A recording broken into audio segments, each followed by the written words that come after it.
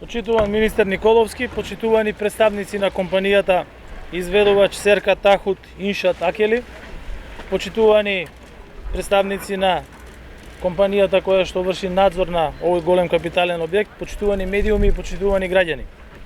Се наоѓаме на местото каде што се гради еден од најголемите капитални проекти на Министерството за земјоделство, но и еден од најголемите капитални проекти воопшто во нашата држава, браната Конско. Особено ми е драго што градежните работи се одвиваат според предвидената динамика и веќе над 80% од изградбата е завршена. Се работи за најголем инфраструктурен проект во Гевгелискиот регион, каков што немало во изминативе 50 години. Оваа вештачка акумулација позитивно ќе влијае на регионот од повеќе аспекти.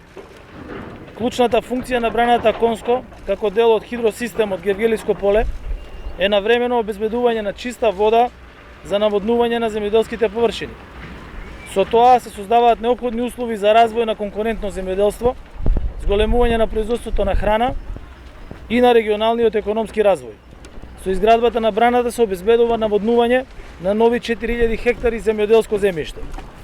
Освен за наводнување, акумулацијата ќе се користи и за производство на електрична енергија, но и за развој на туризмот, риболовот, спортот и рекреацијата, што му дава една нова димензија на овој крај.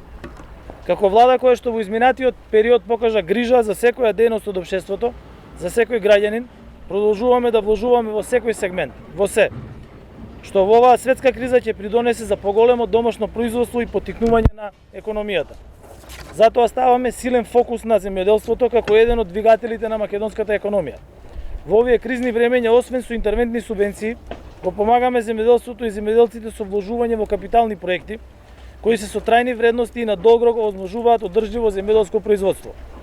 Оваа брана заедно со останатите инвестиции во водостопанството, како што изградбата на системите на заводнување, се дел од Националниот план за производство на храна, што за прв пат го донесе оваа влада, како план кој на среден и на долг рок ќе значи зголемено производство на домашна храна и увозна независност.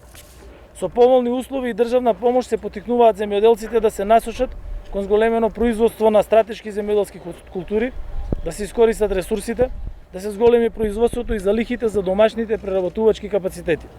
Дополнително, заради зголемување на производството на стратешки земјоделски култури, особено на пченицата и пченката, дополнителни 6000 хектари државно земјиште е подготвено да биде поделено на земјоделците кои ќе добијат и заради зголемено производство и зголемени субвенции. Сакам да упатам честитки до изведувачите, до компанијата изведувач, до компанијата која што врзи надзор, до сите инженери, до сите работници кои што работат на изградбата на овој голем проект.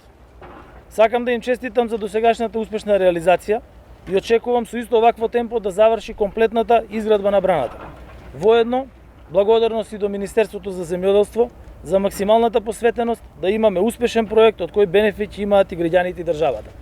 Денес во нашата држава е голем ден, затоа зашто денес ја одбележуваме смртта на нашиот најголем македонски основач и водач на нашата македонска револуционерна борба.